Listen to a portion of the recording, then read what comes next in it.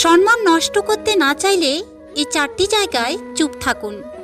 পরে বুঝতে পারবেন যে আপনার সিদ্ধান্তই সঠিক ছিল। নাম্বার 1, যখন কেউ আপনার অনুভূতি বোঝে না, আপনার কষ্ট ও মন খারাপের কারণ বোঝার চেষ্টা করে না, তখন তার উপরে ক্ষিপ্ত না হয়ে সেখান থেকে চলে আসুন। নাম্বার 2, যখন কোনো মূর্খ বিনা কারণে না বুঝে তর্ক করে, তখন কথা না বাড়িয়ে চুপ করে থাকুন, কারণ মূর্খদের সাথে তর্ক করে কখনোই জেতা যায় না।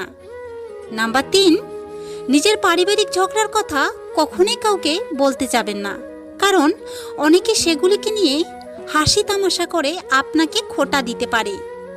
নাম্বার 4, যখন কোনো মানুষ আপনার উপরে রাগ দেখিয়ে নিজের মন সান্ত্বনা দিতে চেষ্টা করে, তখন তার সাথে তর্ক না করে সরে আসাই বুদ্ধিমানের কাজ।